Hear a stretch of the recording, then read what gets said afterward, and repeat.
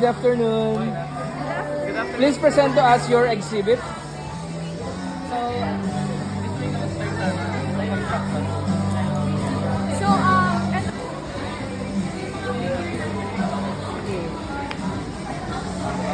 tas sa model, sa materials po na ginamit po namin dito is more on recyclable. So, as for the shape of the parabola, as for the shape of the satellite dish naman po, you may ask po, bakit po paraboloid shape po siya? And actually, in many designs in our world, both artificial and natural designs, parabolas are very common po. So this is an example of a parabola. For the sake of explanation, we are going to define only three parts of the parabola: the focus, the directrix, and the axis of symmetry. So a parabola is a conic section in which the distance of any curve of the point of any curve here is equal to its directrix here. So, and another rule here is that in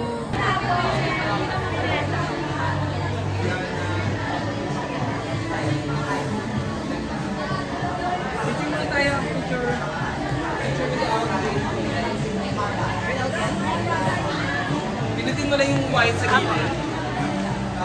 1, 2, 3. Busog ka konti. Labas ka. Nakita. 1, 2, 3. Okay. Tanggalin mo lang ang face mo. Tanggalin mo yung face mo. Tanggalin mo naman. Hindi ka ba proud sa 106? 1, 2, 3. Okay. Next look tayo. Thank you. 106 pa rin to ah.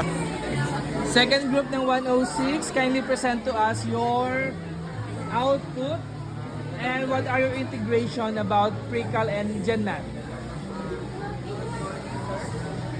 The Chrysler's building. You are I'm just an Espizal.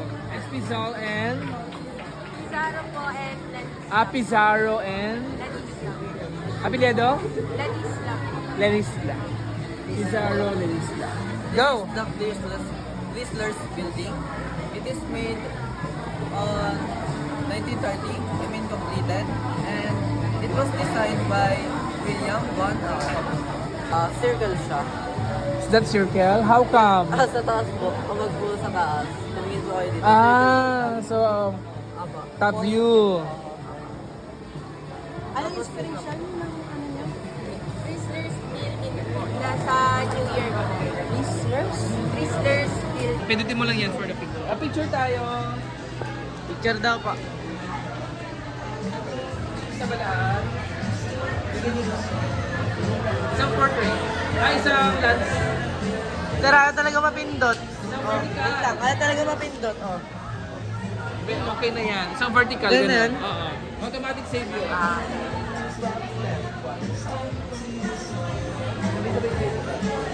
Okay. Nasa mo yung mga equation nyo. Wala no. Good day, everyone. Good day, everyone! I am Paul. And I am Brian, and we are from STEM 105. Get ready because what you're about to see isn't just an idea. It's something you can touch, see, and experience. We poured our creativity and teamwork and innovation into making this tangible project came to life. Today, we're thrilled to show you how our creation goes beyond imagination and turns in ideas. Okay. Okay, picture tayo. 1, 2, 3. 1, 2, 3. Isa.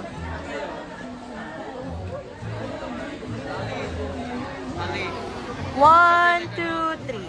1, 2. Okay.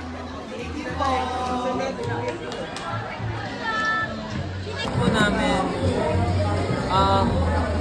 ano po siya? Kayo ba mag-evaluate? What we can Step 104. Go, present your output. Good afternoon po.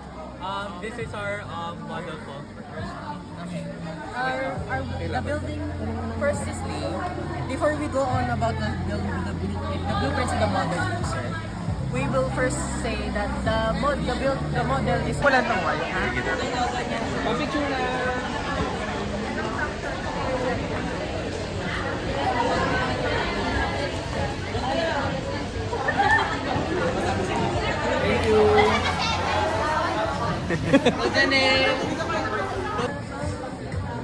Go STEM 104. Yes, sir! 1, 2, 3! Good day, everyone! We are the observers! Ako Feeling ko po, yung artist ka, no? Artist ka?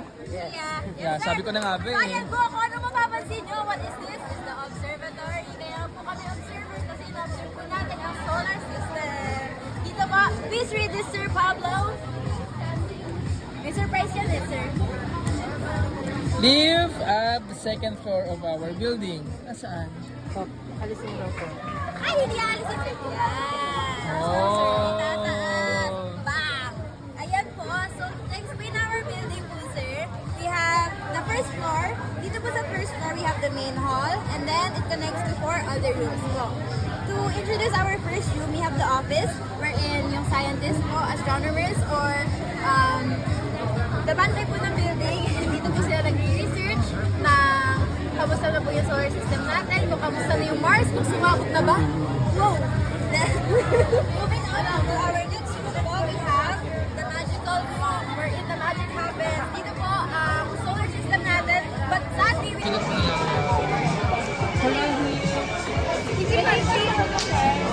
One.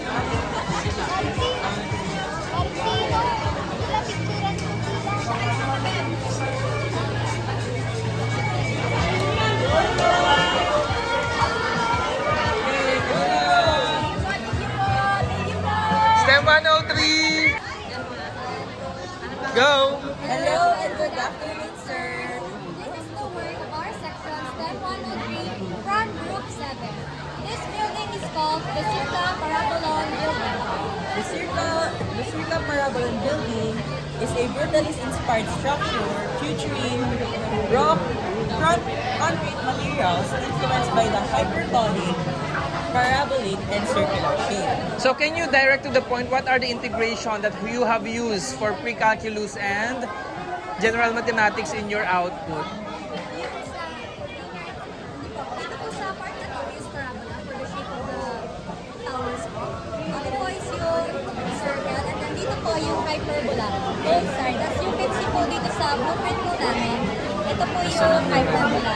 Sa Gen Mathematics naman po, we use functions po to move our architectural design to make it a mathematical equation. Here po sa Desmos. One of our group mates, Jeremy Nuki, created this. He moved our work to Desmos. He used X for the horizontal lines and Y for the vertical lines. So dito po nakikita yung sa relation po ng X and Y. Picture na tayo. Pa-picture kami siya. Ano naman, sir? Mas isang pag ano.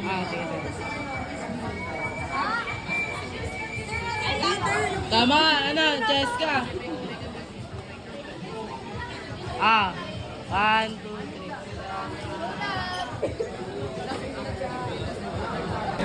Okay, paki-explain in 2 minutes. Yeah. Introduction, sir. So, ito po yung aming miniature. As you can see, gazebo po siya. Ang focus po namin sa aming miniature is yung environment po. As you can see, and our fish is alive, sir. Buhay na buhay yan. Yes. So, ginawa po namin itong gazebo not only for relaxing or entertainment, it can also be used for shelters. And how did we use this? We use the math lessons that we learned from you. And this is our blueprint. This is our blueprint. This blueprint composes of the lessons of mathematics with like conic sections and functions. These are conic sections. We have circle here which we made using the dome of the gazebo. This is the circle and this is also the gazebo is also a semicircle and the parabola is also in here. Natatanggal talaga. The ellipse, we use ellipse for the balusters or the railings. And the pillars we use functions or specifically vertical line functions. Here. These vertical line functions. Sean, picture.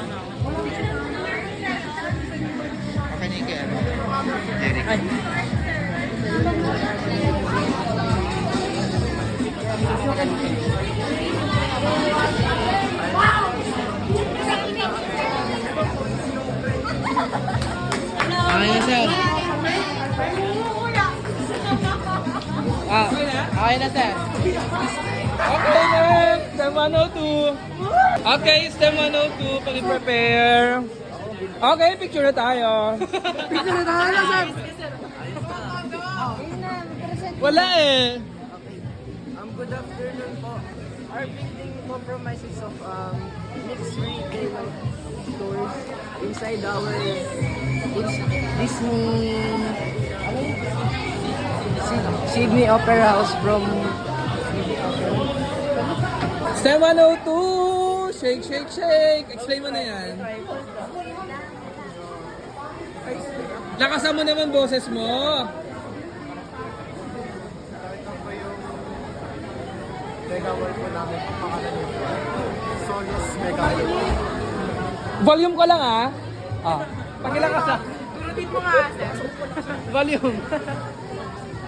Bakit? Sir, no, may tripod pa.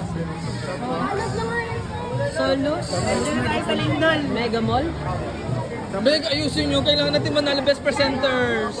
Ay, 1-auto ka pala, sir. Yung una po dito, paano po siya nag-shake, sir? Ito po, paano po siya nagaganyan? Sir Randy, ayan na. Nag-shake-shake na. Ganyan po. Una po, sir, ginawa po namin dyan is makumakapag ng karton dito sa ilalim. Tapos po, sir, nagbukas po kami ng ng bilog po sa gitna. Tapos naglagay po kami ng piso sa battery po. Bali po, nag-wiring po po dito sa mano-mano pa po kami. Para po siya kumana. Tapos naglagay po kami ng piso po dito para po nag-intense po konti yung shaking niya po. Then next naman po, para po nag-aalog yung yung building po. Yung papalog po dito, ito po mga marbles na po, sir. Ito po yung papalog. Ito po, sir. For example, dito, kapag dito, sir, medyo intensity niya. Pero pag tinas po natin siya dito, nababawasan po yung intensity niya. Tapos dito, repeat, explain po dito. Dito po, explain niya po yung paano po pagkagawa niya po dito. And also explain how you come up with the integration of Precal and Gen Math. Ito po yung mall po namin po. Pangalan niya po ay Solos Mega Mall po. Yung translation niya po ay araw. Di ba may ganun daw dapat? So, yung paano po na gawa po yung structure po namin po ay nag-take inspiration po kami po sa real-life examples po ng conic sections. Okay, from the HWA, DPWH, tara na, picture na. Okay na? At video. Tapos para mas malinis. Tapos picture, pinutin mo na lang. Hindi forget, contract na yan. Contract na yan. Ito na si Diskaya, guys! 1, 2, 3. Hindi kita si Randy. Labas. 3, 2, 1. 1, 2, 3. Thank you! Okay, tapos na tayo. Best ba yan? Okay, STEM 101. Please explain your exhibit. So this is a story residential house na may ano po siya, na may total lot area po na 170 square meters po. Hoy, huwag ka pa-picture! Masama ka din. Hindi. Siyempre, sir. Naglakad nga ako.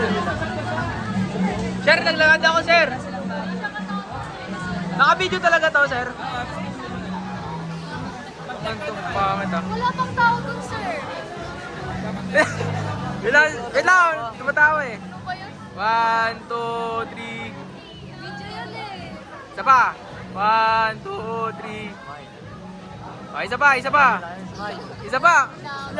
Sir Sean, isa pa. Lo. The best daw, go. Pumunta na kayo sa MH, 102.